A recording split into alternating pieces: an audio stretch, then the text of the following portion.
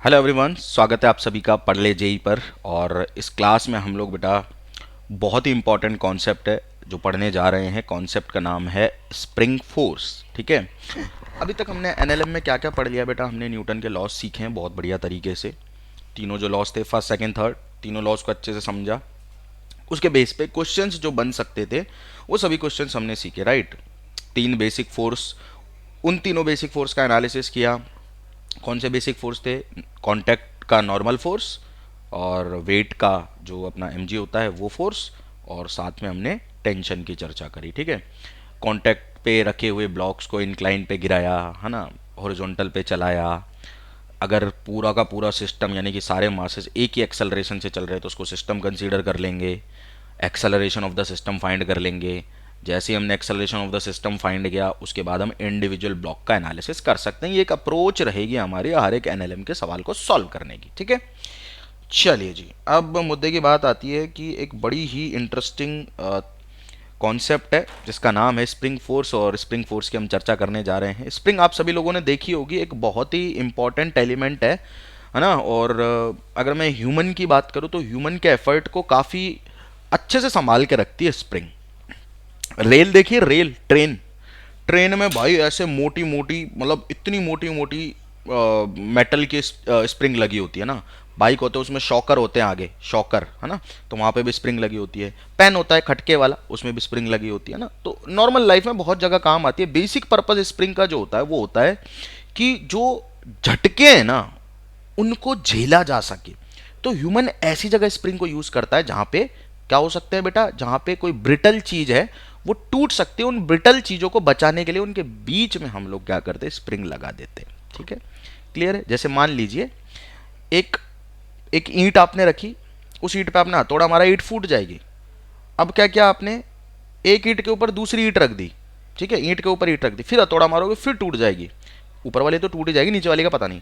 लेकिन आप दोनों स्प्रिंग ईंट के बीच में स्प्रिंग रख दोगे तो आप ऊपर वाली ईंट पे अगर हथौड़ा मारोगे तो स्प्रिंग नीचे बैठ जाएगी। मतलब वो जो पुश मिला है ऊपर वाले ब्लॉक को उसको एब्जॉर्ब कर लेगी। तो शॉक एब्जॉर्बर का काम करती है। शॉक्स जो होते हैं ना उनको एब्जॉर्ब करने का काम करती है। बड़ी इंटरेस्टिंग चीज़ है। अब हमें तो ये सब तो पूछा नहीं जाता। जेई की अगर मैं बात करूं बेसिकली तो कि भाई स्प्रिंग काम क्या आ रही है, काम क्या आ रही है हमें पता होना चाहिए, क्योंकि जो पढ़ रहे हैं अगर उसके बारे में हमें पता तो बहुत बढ़िया बात है, राइट। अब इंटरेस्टिंग ये है बात कि हमारे चीज़ जो काम आने वाली है फिजिक्स में, पर्टिकुलरली जेई के सिलेबस की बात करूं तो बहुत बेसिक है। स्प्रिंग बहुत बेसिक चीज़ है। ठीक है। तो उसी चीज़ की हम यहाँ चर्चा करने वाले हैं। ठीक है। हम लोग फिजिक्स में बेटा स्प्रिंग को इस तरह से दिखाएंगे, इस तरह से, इस तरह से दिखाएंगे। इस तरह से हम स्प्रिंग को डिनोट करेंगे। क्या करेंगे बेटा?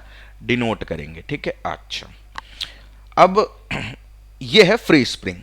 क्या है बेटा? ये फ्री स्प्रिंग। ठीक है, मतलब फ्री क्यों है? क्योंकि इसके दोनों एंड फ्री हैं।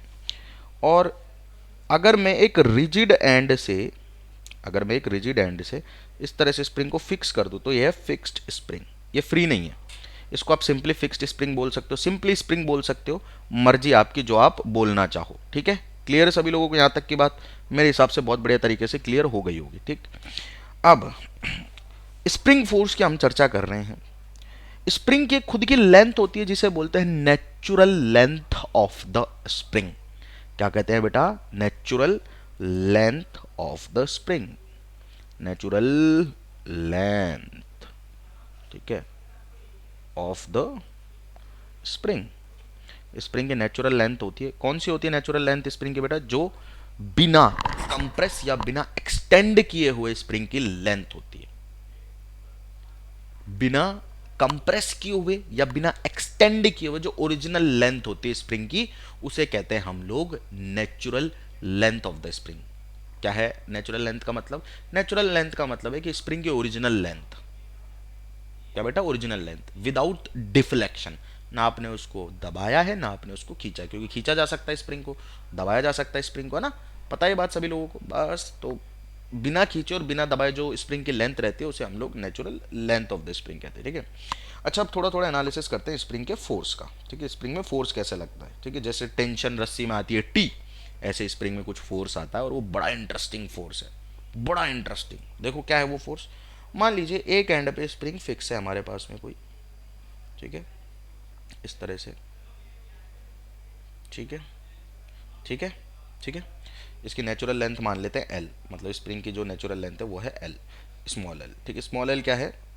स्प्रिंग की नेचुरल लेंथ है। नेचुरल लेंथ का मतलब क्या है? नेचुरल लेंथ का मतलब है अभी ये कोई डिफ्लेक्शन नहीं है इसमें, ना ये दबी हुई है ना ये खिंची हुई है, अपने ओरिजिनल लेंथ में। ठीक है, मान लीजिए मैं स्प्रिंग को यहाँ से पकड़ के एक फोर्स लगाता हूँ एफ, ठीक है, और एफ फोर्स लगा के इसे खींचने की कोशिश करता हूँ। क्या करता हूँ? खींचने की कोशिश करता हूँ। तो स्प्रिंग की हालत कुछ ऐसी हो जाएगी। कैसी हो जाएगी? देखना अभी ध्यान से, कुछ कुछ ऐसी हो जाएगी, ऐसी, ऐसी खींच जाएगी स्प्रिंग। आप फोर्स लगाओगे, खींचोगे, एक एंड से फिक्स है ना, तो आप फोर्स लगा के खींचोगे तो ऐसी हालत हो जाएगी स्प्रिंग की। पहले यहाँ तक की लेंथ थी स्प्रिंग की एल, ठीक है, मैंने माना कि इसको एक्स दूरी खींच दिया है, तो टोटल लेंथ अब कितनी हो जाएगी स्प्रिंग की? L plus x. पहले एल थी, आपने स्प्रिंग को और खींच दिया तो लेंथ कितनी होगी? एल प्लस एक्स हो गई। ठीक है, अब जो स्प्रिंग फोर्स होता है ना, मतलब स्प्रिंग फोर्स क्या होता है पहले वो समझ लेते। ठीक है, अगर मैं यहाँ से इस फोर्स को हटा लूँ, जो यहाँ पे मैंने पकड़ के खींचा हुआ है ना स्प्रिंग को, अगर मैं इस फोर्स को हटा लूँ, जैसे ही मैं इस फोर्स को हटाऊंगा बेटा स्प्रिंग अपनी नेचुरल लेंथ की तरफ आने की कोशिश करेगी, और ये बात पक्की है। आपने स्प्रिंग को फिक्स किया हुआ है यहाँ पे, ठीक है, इस एंड पे आपने स्प्रिंग को ऐसे खींचा, और जैसे ही आप छोड़ते हो इस एंड को, स्प्रिंग वापस अपनी नेचुरल लेंथ में आ जाएगी। भाई ये तो प्रॉपर्टी है स्प्रिंग की, यही तो प्रॉपर्टी है स्प्रिंग की। हाँ, मतलब क्या? जब हम स्प्रिंग को डिफ्लेक्ट करते हैं अपनी ओरिजिनल लेंथ से, तो स्प्रिंग के अंदर एक रीस्टोरिंग फोर्स आता है। क्या आता है बेटा? Restoring force. ठीक है, जो हमेशा स्प्रिंग को नेचुरल लेंथ पे लाने की कोशिश करेगा। क्या कहा मैंने? जब भी हम स्प्रिंग को डिफ्लेक्ट करते हैं, अब देख दबाऊंगा ना स्प्रिंग को तो भी सेम काम होगा। दबाओ स्प्रिंग को और छोड़ दो, वो वापस अपनी ओरिजिनल लेंथ पे चली जाएगी। तो whether we compress the spring और वी एक्सटेंड द स्प्रिंग, दोनों ही केस में स्प्रिंग के अंदर एक रीस्टोरिंग फोर्स आता है। रीस्टोरिंग फोर्स का मतलब ऐसा फोर्स जो स्प्रिंग को अपनी नेचुरल या ओरिजिनल लेंथ में स्टोर करने की कोशिश कर रहा है, वापस से नेचुरल लेंथ पे लाना चाहता है स्प्रिंग को, ओरिजिनल लेंथ पे लाना चाहता है स्प्रिंग को। ऐसा फोर्स स्प्रिंग के अंदर जनरेट हो जाता है। होता है या नहीं होता है? बिल्कुल होता है। ये तो एक्सपीरियंस क्या हो ना, एक एंड फिक्स कर दो, मतलब एक एंड से यहाँ से पकड़ लो स्प्रिंग को, दूसरे एंड से ऐसे खींच दो स्प्रिंग को, छोड़ दो, आप देखो वापस वो अपनी ओरिजिनल लेंथ पे आ गई है। और यही तो होता है ट्रेन के डब्बों के नीचे, मतलब ट्रेन के डब्बों के नीचे पहिए के ऊपर, व्हील के ऊपर स्प्रिंग लगी होती है। तो धचकी जब आती है ना, तो वो क्या होती है? दबती है स्प्रिंग, लेकिन वो ओरिजिनल लेंथ पे आ जाती है। जब चलती रहती है ना तो ओरिजिनल लेंथ पे ऐसे, मतलब ओरिजिनल लेंथ तो नहीं होती, वो थोड़ी दबी हुई चलती है। बट हाँ, किसी भी स्प्रिंग को अगर आप सस्पेंड करके या मतलब किसी भी स्प्रिंग को आप खींच के या कंप्रेस करके छोड़ोगे तो वो ओरिजिनल लेंथ पे आ जाएगी। इसका कारण है स्प्रिंग के अंदर पैदा होने वाला एक रीस्टोरिंग फोर्स। और ये रीस्टोरिंग फोर्स ना स्प्रिंग में तभी पैदा होगा जब आप स्प्रिंग को डिफ्लेक्ट करोगे। मेरी बातों को ध्यान से सुनना। क्या एक स्प्रिंग में जो नेचुरल लेंथ पे है कुछ रिस्टोरिंग फोर्स होगा? नहीं होगा, zero restoring force. Restoring force का मतलब क्या है कि वो रिस्टोर करना चाहता है। किस अवस्था में रिस्टोर करना चाहता है? उसकी ओरिजिनल लेंथ में। अगर ऑलरेडी स्प्रिंग ओरिजिनल लेंथ में है तो बेटा रिस्टोर करने की जरूरत नहीं है। जब ओरिजिनल लेंथ में है ऑलरेडी स्प्रिंग तो उसको नेचुरल उसको रिस्टोर करने की जरूरत नहीं है। रिस्टोर करने की जरूरत कब पड़ेगी? जब वो खींची हुई या दबी हुई है, तो तभी रिस्टोरिंग फोर्स की जरूरत पड़ेगी, है ना। तो स्प्रिंग में हमेशा एक रिस्टोरिंग फोर्स होता है। क्या होता है बेटा? एक रिस्टोरिंग फोर्स होता है। लिख देता हूं मैं, रिस्टोरिंग फोर्स होता है। ठीक है, और ये जो रिस्टोरिंग फोर्स है ना, ये रिस्टोरिंग फोर्स की हमेशा डायरेक्शन जो है टुवर्ड्स द मीन पोजीशन होती है। मीन पोजीशन क्या है सर? ये मतलब डायरेक्शन कहाँ होती है इसकी? टुवर्ड्स ओरिजिनल लेंथ, मतलब जहाँ पे ओरिजिनल लेंथ वाला पॉइंट होता है ना उसकी तरफ होती है। ठीक है,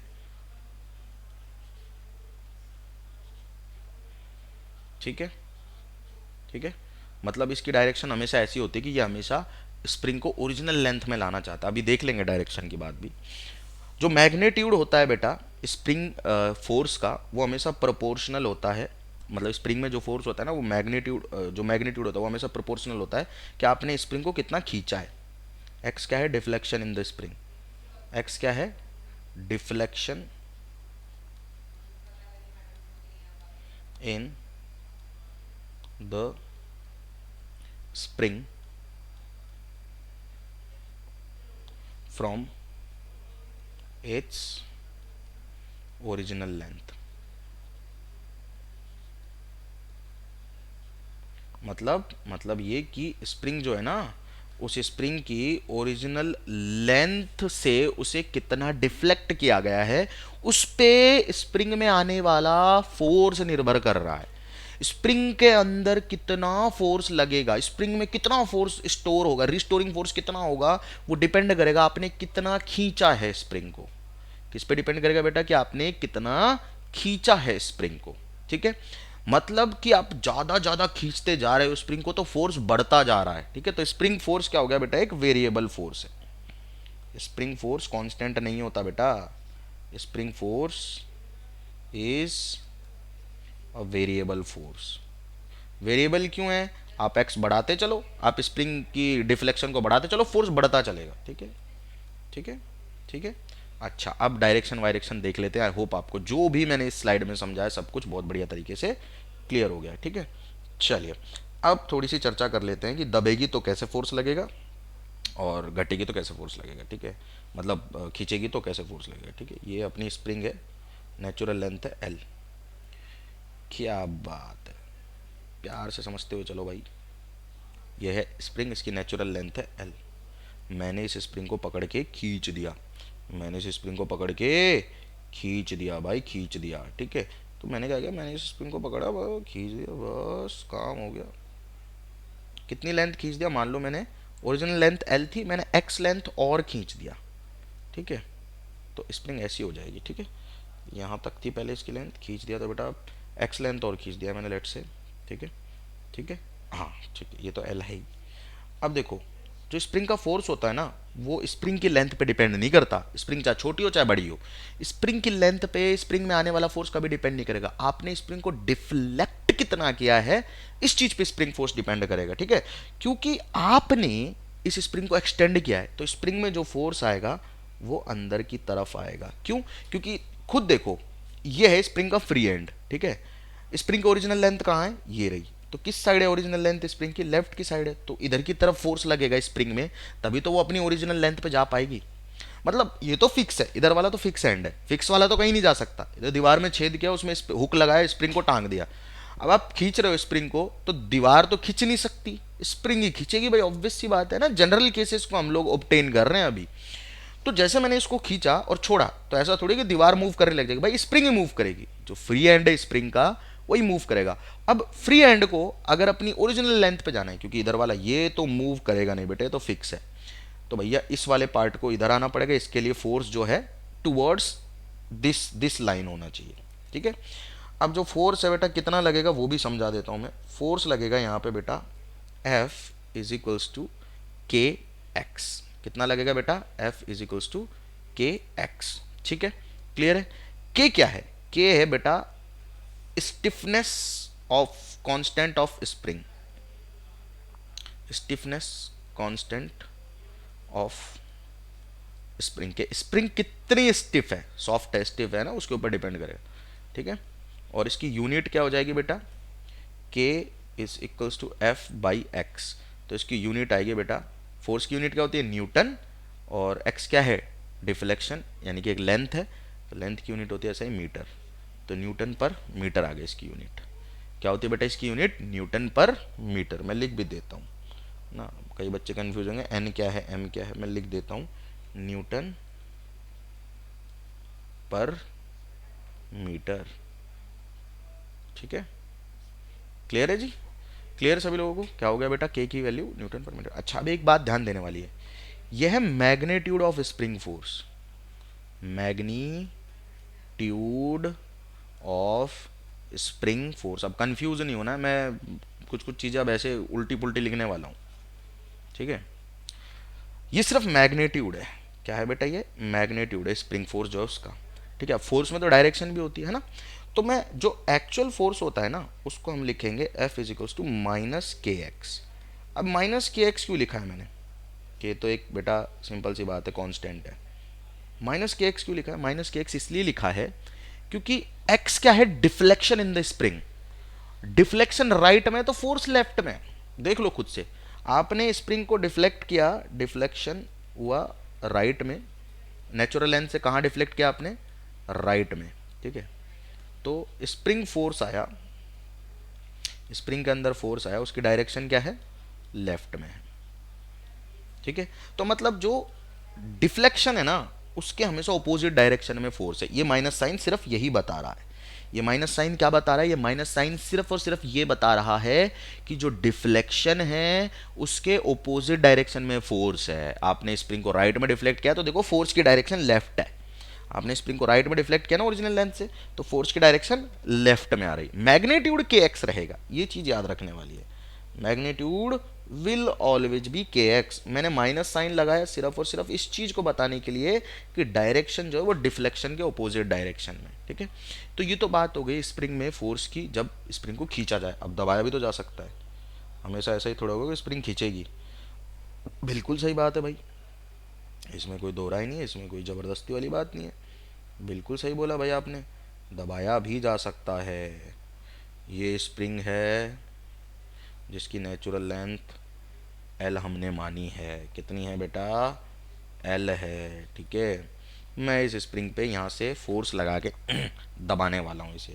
तो मैंने स्प्रिंग पे फोर्स लगाया, मैंने इसे दबाया एक्स लेंथ, और मैंने कर दिया इसे, क्या कर दिया मैंने? इसे दबा के छोटा कर दिया है। क्या कर दिया है? छोटा कर दिया है ना। मैंने कितनी लेंथ इसको दबा दिया है स्प्रिंग को? मैंने एक्स लेंथ दबा दिया। ये ओरिजिनल लेंथ थी, मैंने स्प्रिंग को एक्स लेंथ कम कर दिया है। तो ओरिजिनल लेंथ में से एक्स घटा दो तो लेंथ बची कितनी? L minus x. लेकिन स्प्रिंग की लेंथ पे तो डिपेंड ही नहीं करता फोर्स मेरे भाई, वो तो इस चीज पे डिपेंड करता है कि आपने कितना दबाया है या कितना खींचा है। मतलब चेंज कितना ला रहे हो आप लेंथ में, मतलब चेंज कितना ला रहे हो आप लेंथ में। किसकी लेंथ में बेटा? स्प्रिंग की लेंथ में, ठीक है। अब ध्यान से सुनना भाई, एक्स आपने क्या किया? एक्स आपने दबाया स्प्रिंग को, एक एंड तो फिक्स है, इस एंड से एक्स दबा दिया। अब आपने क्योंकि एक एंड से एक्स दबाया तो फोर्स तो बेटा के एक्स ही आना है। मैग्नीट्यूड की बात कर रहा हूं मैं, वेक्टर साइन नहीं लगाया ना, मतलब मैग्नीट्यूड की बात कर रहा हूं। वेक्टर लगाऊंगा तो यहाँ माइनस का साइन लगाना पड़ेगा क्योंकि डिफ्लेक्शन के ऑपोजिट डायरेक्शन में फोर्स है। देखो आपने स्प्रिंग को दबाया है, अब जैसे आप स्प्रिंग को छोड़ोगे तो स्प्रिंग वापस से इधर की तरफ मूव करेगी, मतलब स्प्रिंग में फोर्स इधर की तरफ आया है। ये फोर्स इन द स्प्रिंग है, ठीक है। इस जैसे जैसे आप दबाते जा रहे हो स्प्रिंग में एक फोर्स पैदा होता जा रहा है। जितना ज्यादा आप दबाते जा रहे हो उतना ज्यादा मैग्नीट्यूड बढ़ता जा रहा है, और आप जैसे ही हटाओगे वो रीस्टोरिंग फोर्स क्या करेगा बेटा? वापस ले जाएगा। देखो अगर स्प्रिंग को नेचुरल लेंथ में आना है तो ये एंड तो फिक्स है, स्प्रिंग को इधर मूव करना पड़ेगा, ये वाले पार्ट को इधर मूव करना पड़ेगा। कब मूव करेगा? जब स्प्रिंग में ऑलरेडी कोई फोर्स बैठा हो जो ले जाए खींच के स्प्रिंग को, तो वो है स्प्रिंग फोर्स। तो आपने देखो डिफ्लेक्शन किधर किया है? आपने डिफ्लेक्शन किया है लेफ्ट में। कहाँ किया है बेटा? लेफ्ट में। ओरिजिनल लेंथ से कहाँ बंद किया, कहाँ पिचकाया आपने? आपने पिचकाया लेफ्ट में। देखो ये एंड था यहाँ पे, पहले आपने इसको कुछ कर दिया, ठीक है। लेकिन स्प्रिंग का जो फोर्स आया है वो लगा है राइट में। कौन सा फोर्स बेटा? स्प्रिंग फोर्स जो है, ये स्प्रिंग भी लिख ही देता हूँ, स्प्रिंग फोर्स जो है वो लगा है राइट में। स्प्रिंग फोर्स कहाँ लगा है? राइट में। देख लो देख लो देख लो, ठीक है। अच्छा अब मेरे को एक चीज बताओ, बहुत सारे सवाल हैं जो अभी मैं करवाने वाला हूँ वैसे तो क्लास में अभी के अभी, ठीक है, लेकिन फिर भी और बहुत सारे सवाल है मैं होमवर्क में भी देने वाला हूँ। मेरा मेन मुद्दा अभी कॉन्सेप्ट्स पे वर्क करना है आप लोगों के। अच्छा मेरे को एक चीज़ बताओ, जैसे ही मैंने स्प्रिंग को बंद किया, एक एंड फिक्स है, ये स्प्रिंग है, इसका ये एंड फिक्स है, ठीक है, फिक्स है ये एंड। मैंने इधर से दबाया स्प्रिंग को, दबाया दबाया दबाया, मान लो इसकी लेंथ को छोटा कर दिया, ऐसे दबा के दबा के दबा के दबा के इतनी कर दिया, ठीक है। अब मैं जैसे इसको छोड़ूंगा तो क्या छोड़ते के साथ ही स्प्रिंग अपनी नेचुरल लेंथ पे आ जाएगी? नहीं, उसको थोड़ा सा टाइम लगेगा, धीरे धीरे जाएगी, थोड़ा सा टाइम लगेगा स्प्रिंग को अपनी नेचुरल लेंथ में आने में। ऐसे थोड़ी कि जैसे आपने फोर्स हटाओ तुरंत के तुरंत ही स्प्रिंग अपनी नेचुरल लेंथ पे आ गई। जैसे आप हटाओगे तो धीरे धीरे स्प्रिंग अपनी नेचुरल लेंथ, मतलब उतना जल्दी नहीं कि हटाते एकदम से वहां आ गई, इतना जल्दी चेंज नहीं होगा spring force. Spring force change होने में टाइम लेता है। तो ये बेटा एक इंपॉर्टेंट पॉइंट है, ठीक है, और ये इंपॉर्टेंट पॉइंट नोट कर लेना आप सभी लोग। इसी पे बेस सवाल पूछे जाते हैं, पहले आईआईटी में बहुत सवाल बनते थे इसके ऊपर, ठीक है। Spring force does not change instantaneously.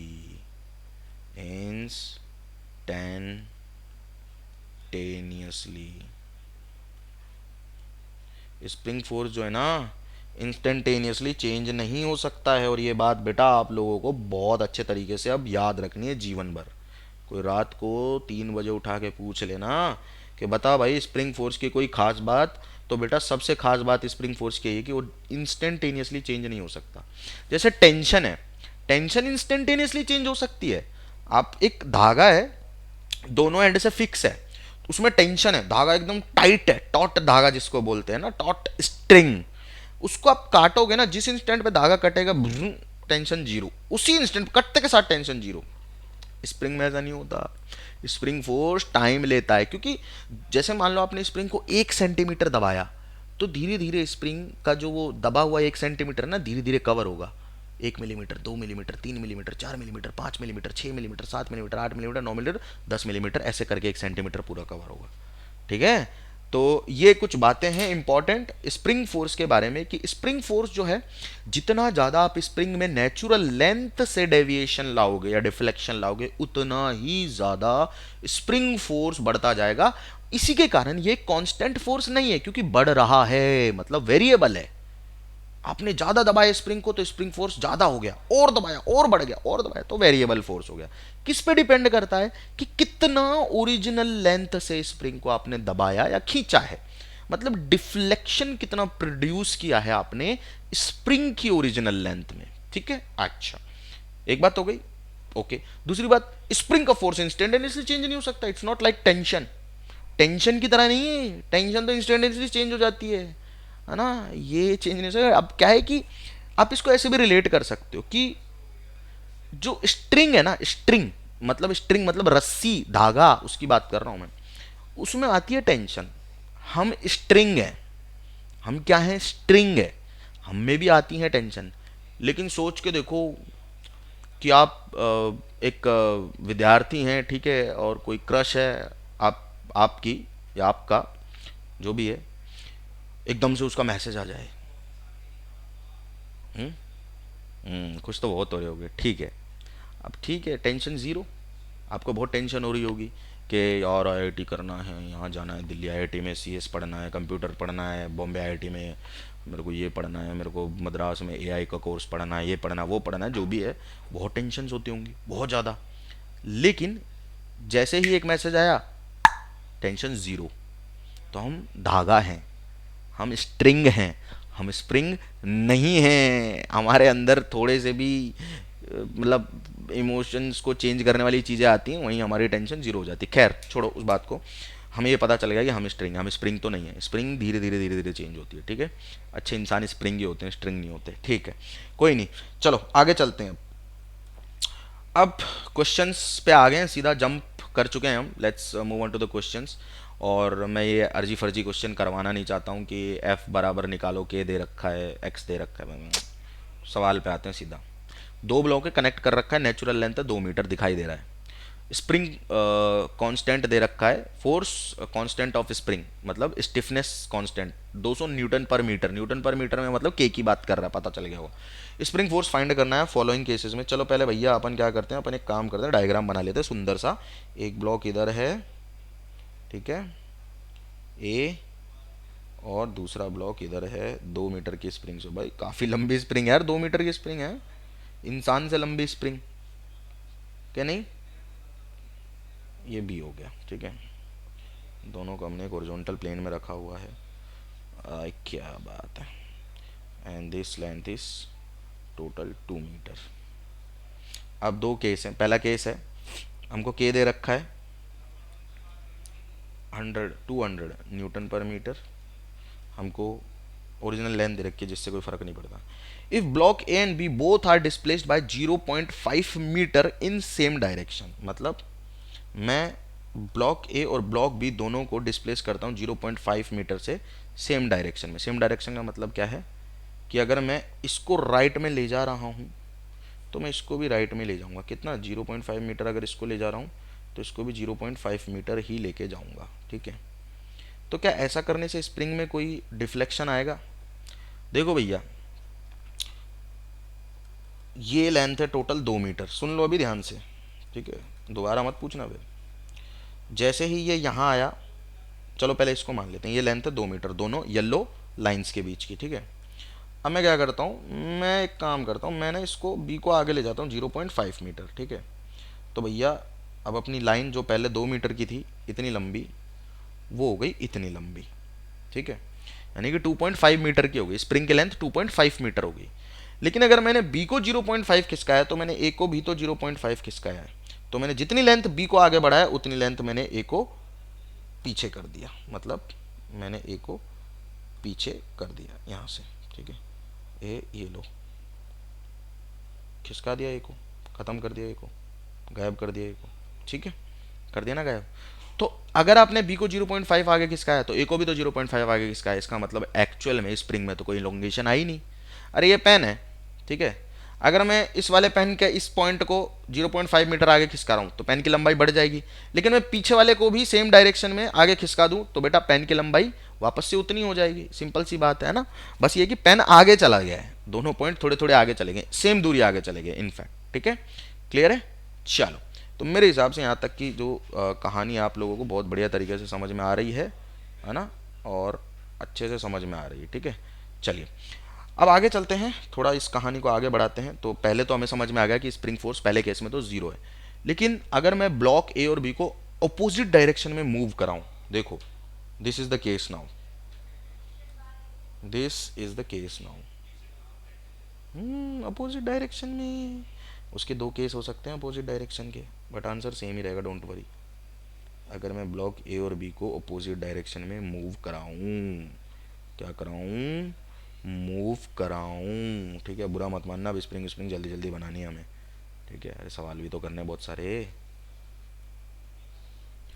ठीक है भाई। ये हो गई एक कहानी, ठीक, ये है 2 मीटर, ठीक है। अगर मैं दोनों को 0.5 मीटर 0.5 मीटर अलग डायरेक्शन में खिसकाऊँ, यानी कि बी को इधर भेज दूँ, ठीक है, और ए को इधर भेज दूँ, ये अपोजिट डायरेक्शन होगी दोनों की। तो देखो ए आ जाएगा यहाँ पे,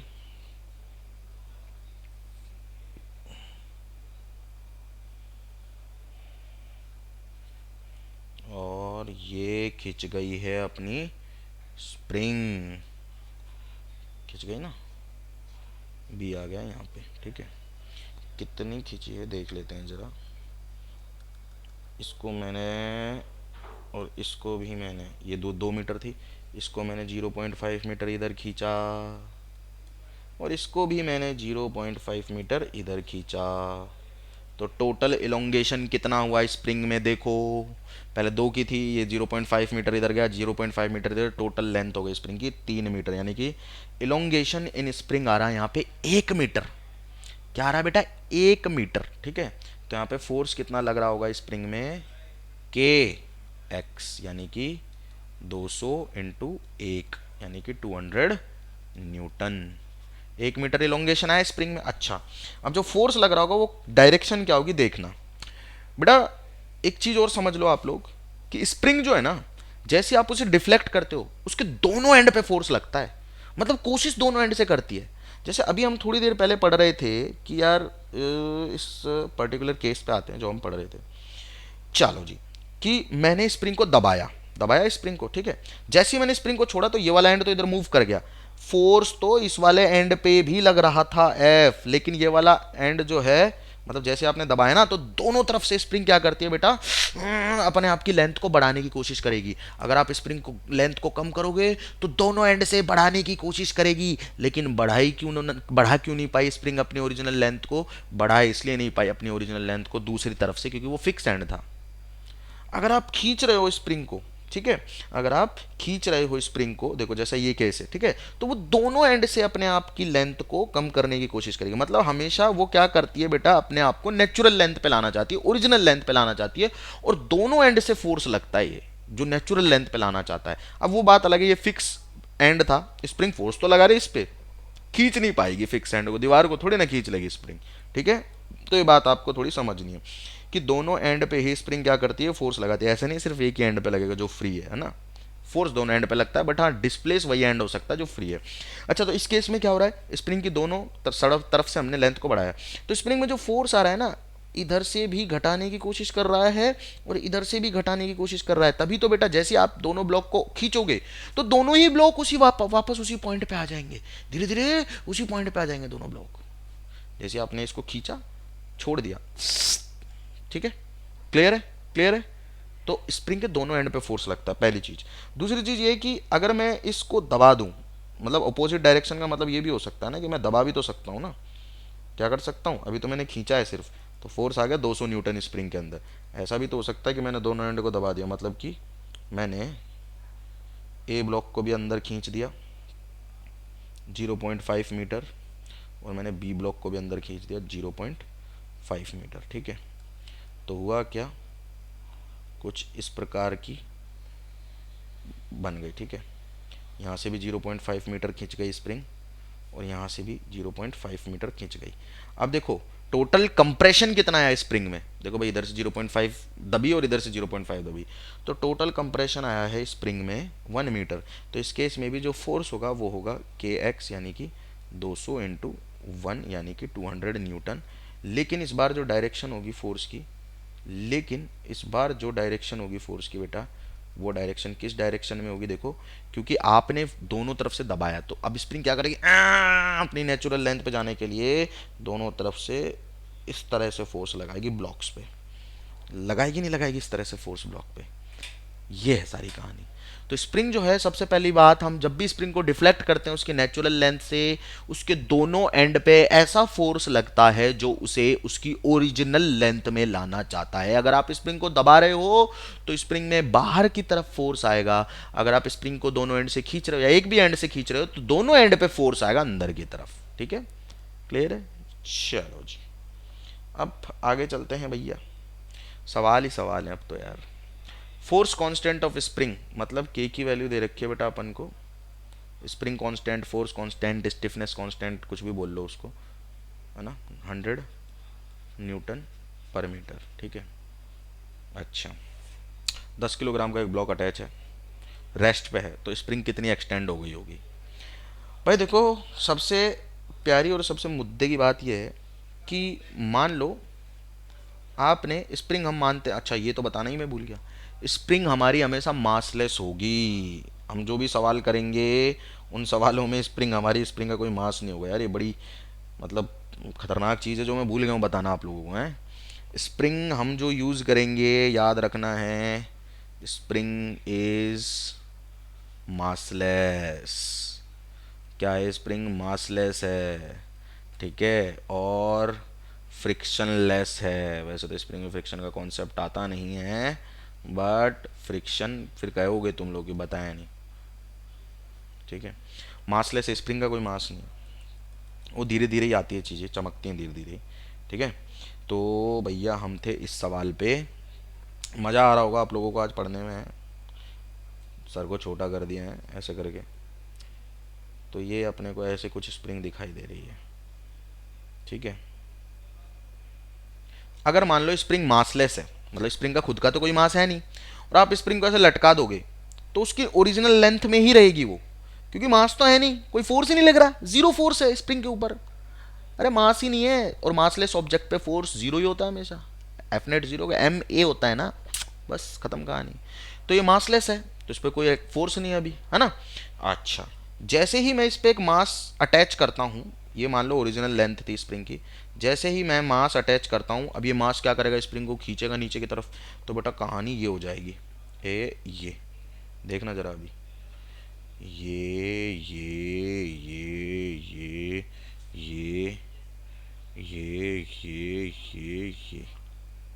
ये हो गई अब कहानी, ठीक है। ये है 10 किलोग्राम, ये हो गई है, ठीक है। तो स्प्रिंग जो ओरिजिनल लेंथ में थी, उस ओरिजिनल लेंथ से कुछ खिंच गई है, कितनी दूरी खिंच गई है, लेट से x दूरी खिंच गई है, खींच गई है कि नहीं खींच गई है? बिल्कुल सही बात है।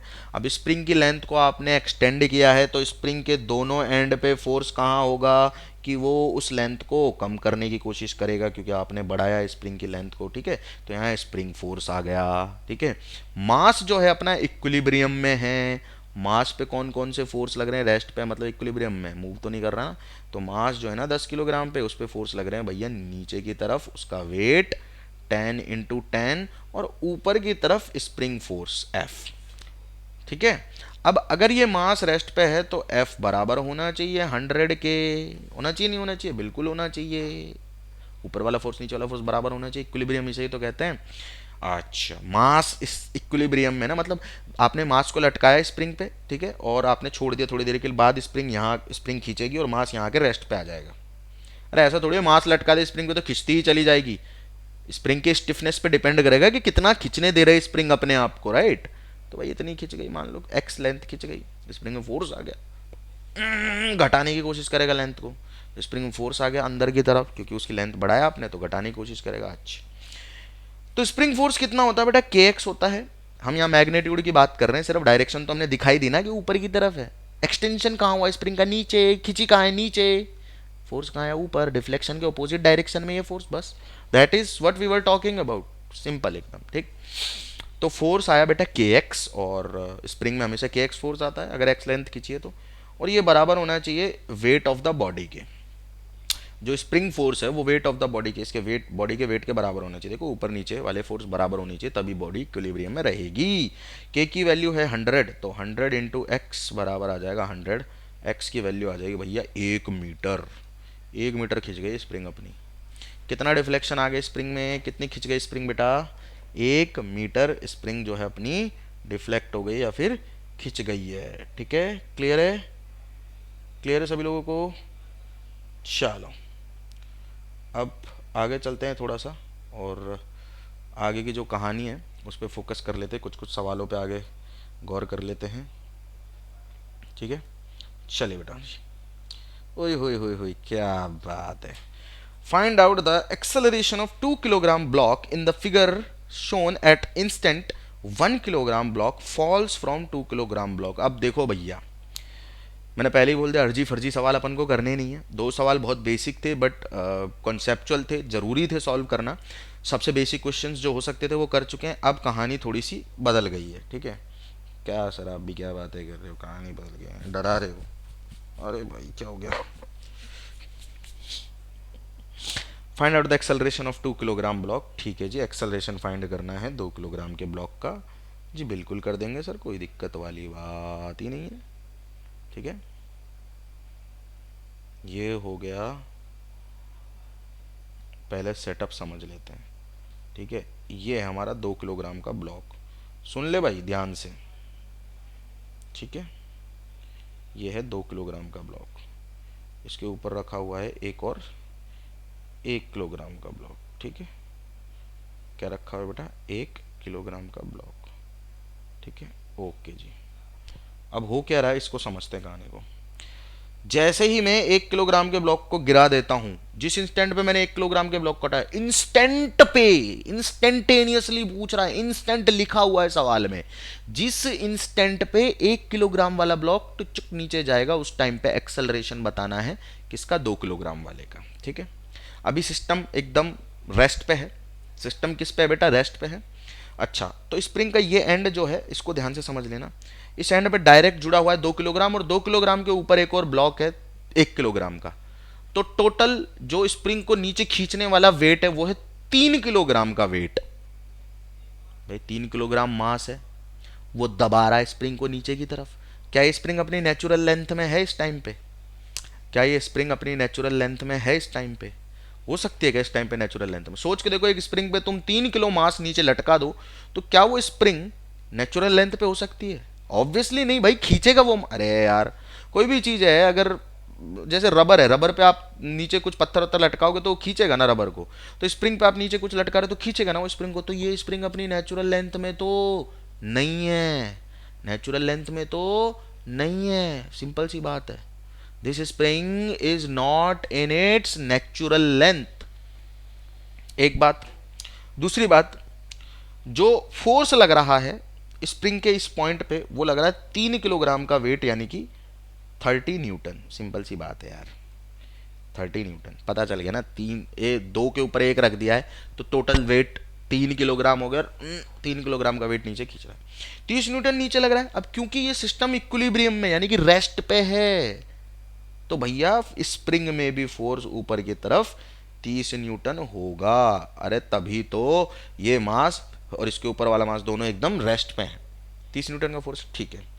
जैसे ही मैं, अब सुनना, इस स्थिति को समझने की कोशिश करना आप सभी लोग, ठीक है। स्थिति को थोड़ा सा समझने की कोशिश करना आप सभी लोग, ठीक है। जैसे ही मैं इस 1 किलोग्राम वाले ब्लॉक को हटाता हूँ, इंस्टेंटली बोल रहा हूँ, मतलब जैसे ये तो 2 किलोग्राम है, ठीक है, यहाँ पे 1 किलोग्राम है मान लीजिए वाला ब्लॉक, ठीक है। जैसे ही मैंने इसको हटाया भैया स्प्रिंग फोर्स चेंज नहीं होता इंस्टेंटेनियसली, बाकी सारे हो सकते हैं, स्प्रिंग फोर्स इंस्टेंटेनियसली चेंज नहीं होता। तो अब क्या कहानी है, स्प्रिंग में तो भैया पहले 30 न्यूटन फोर्स था ऊपर, लेकिन अब नीचे वाला फोर्स सिर्फ 20 न्यूटन रह गया। स्प्रिंग फोर्स को चेंज मत करना, स्प्रिंग में पहले 30 न्यूटन था ना, तो हटाने के जस्ट बाद मतलब इंस्टेंट पे बोल रहा है, हटाने के जस्ट इंस्टेंट पे स्प्रिंग में तो 30 ही रहेगा, लेकिन वेट तो 10 कम हो गया ना, अब 10 न्यूटन, क्योंकि मास ही नहीं रहा, तो उसका वेट तो नहीं लगेगा ना। सिंपल सी बात है। आपने भैया मान लो कि ये कुछ पेन है यहाँ पे रखा हुआ है, तो मेरे हाथ पे पेन का वेट लग रहा है, मैंने हटा लिया, जिस इंस्टेंट पे हटा उस इंस्टेंट पे नहीं लगा वेट, सिंपल। तो स्प्रिंग में ऐसा नहीं होता, स्प्रिंग में जिस इंस्टेंट पे हटाया ना आपने, स्प्रिंग में फोर्स चेंज नहीं होगा, बस ये याद रखना है, spring force does not change instantaneously. बाकी हो जाएगा, टेंशन चेंज हो जाएगी, वेट चेंज हो जाएगा, नॉर्मल चेंज हो जाएगा, सब चेंज हो जाएंगे, इंस्टेंटेनियसली जीरो हो जाएंगे, स्प्रिंग नहीं हो सकती, स्प्रिंग फोर्स नहीं हो सकता। तो हमने क्या किया, हमने जैसे ही इस 1 किलोग्राम को हटाया, तो भैया अब जो नीचे की तरफ लगने वाला फोर्स है वो तो 20 न्यूटन रह गया, क्योंकि पहले तो 3 किलो का वेट नीचे लग रहा था, अब 2 किलो का वेट नीचे लग रहा है, तो 20 न्यूटन फोर्स रह गया नीचे, 30 न्यूटन रह गया ऊपर, हो गया बस काम। भाई 2 किलोग्राम का ब्लॉक है, जिस इंस्टेंट पे, बार बार बोल रहा हूं इस वर्ड को, जिस इंस्टेंट पे हटाया ना, उस इंस्टेंट की कहानी बता रहा हूं, थोड़ी देर बाद में तो सेटल हो जाएगा, बट जिस इंस्टेंट पे आपने हटाया है 1 किलोग्राम को, उस इंस्टेंट पे 30 न्यूटन ऊपर है, 20 न्यूटन नीचे है, मतलब कि 10 न्यूटन का नेट फोर्स है ऊपर की तरफ, ठीक है। तो नेट फोर्स बराबर होता है मास इंटू एक्सेलरेशन।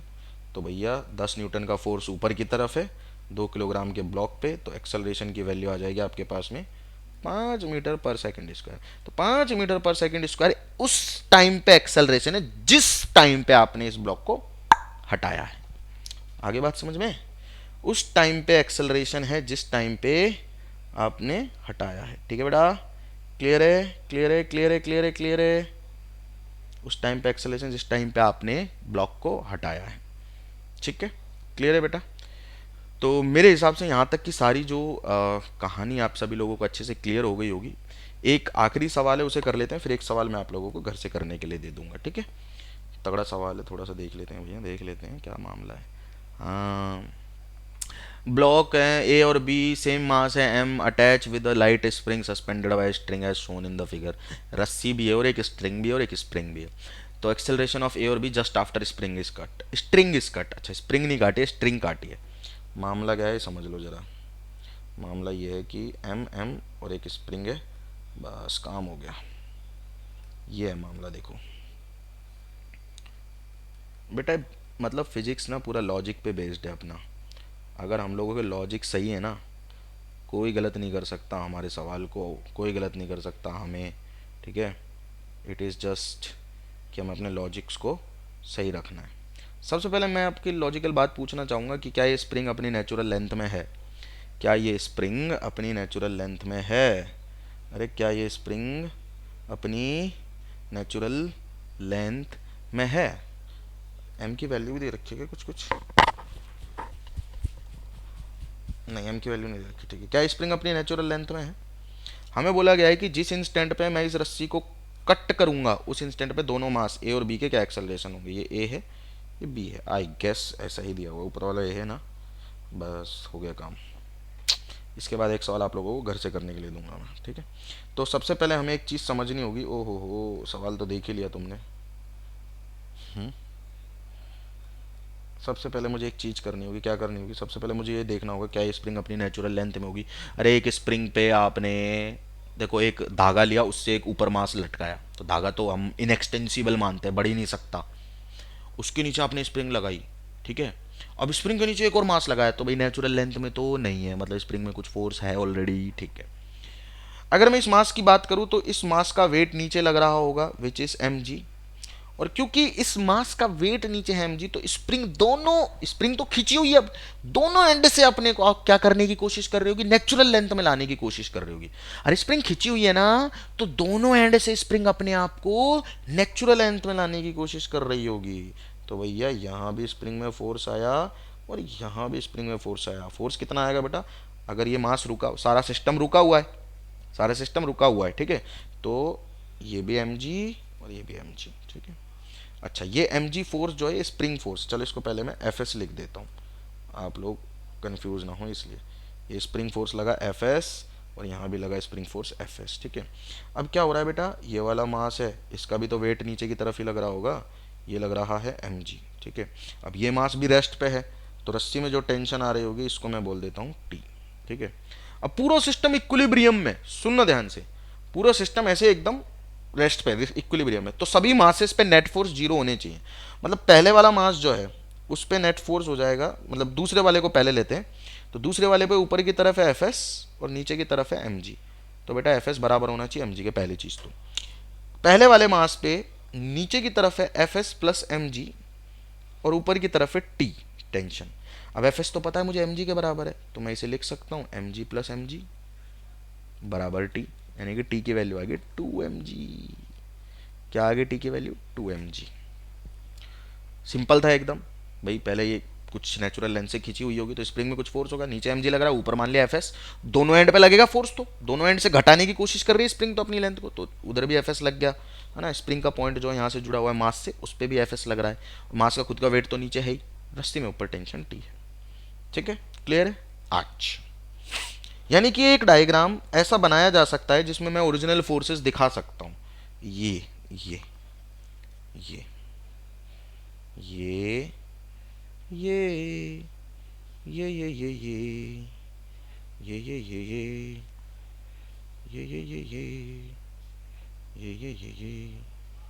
अब देखो फोर्स ऐसे लग रहे हैं, एम जी एफ एस की वैल्यू एम जी है ना, और एफ एस एम जी, और ये नीचे भी लग रहा है एम जी, तो यहाँ 2 mg, और ऊपर भी टेंशन है जो उसकी वैल्यू है 2 mg, ठीक है। ऐसे लिख सकता हूँ। अच्छा हमें एक चीज पता कि स्प्रिंग फोर्स तो इंस्टेंटेनियसली चेंज नहीं होता, जैसे ही मैं इस रस्सी को काटूंगा तो ये 2 mg गायब हो गया। अब देखो मासेस को, भाई ऊपर वाला मास है, इस पे बच रहा है सिर्फ एक फोर्स नीचे की तरफ जो है स्प्रिंग फोर्स 2 mg। नीचे वाले मास पे कोई नेट फोर्स नहीं है, ऊपर जितना है नीचे भी उतना ही है। तो बेटा जो ब्लॉक ए है, ठीक है, उसकी कहानी है कि उस पे नेट फोर्स है 2 mg।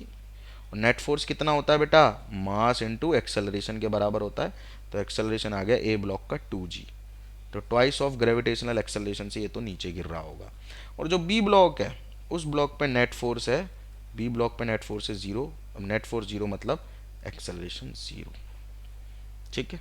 क्लियर है, क्लियर है। चलो तो ये कहानी थी बेटा अपनी, आई होप आप सभी लोगों को अच्छे से समझ में भी आई है। नेक्स्ट जो है बेटा अपन लोग स्प्रिंग फोर्स की बात हुई गई है इस लेक्चर में, नेक्स्ट अपन लोग सूडो फोर्स की बात करेंगे। This is your homework challenge. कुछ चैलेंज घर के लिए भी तो मिलना चाहिए ना बच्चों को, ठीक है, ठीक है। This is your homework challenge, सभी लोग एक बारी पॉज करके उतार लेंगे। बढ़िया सवाल है, मज़ा आएगा सॉल्व करने में, नहीं होगा तो मैं तो नेक्स्ट क्लास में करवाऊंगा ही। उसके अलावा बेटा नेक्स्ट क्लास जो होगी दैट विल बी ऑन बहुत ही इम्पॉर्टेंट कॉन्सेप्ट जिसका नाम होगा स्यूडो फोर्स, ठीक है। तो नेक्स्ट क्लास जो है अपनी स्यूडो फोर्स के ऊपर है, बहुत इंपॉर्टेंट है, बच्चों को नहीं आता समझ में बट आ जाएगा। चलो बेटा, see you in the next class, thank you so much.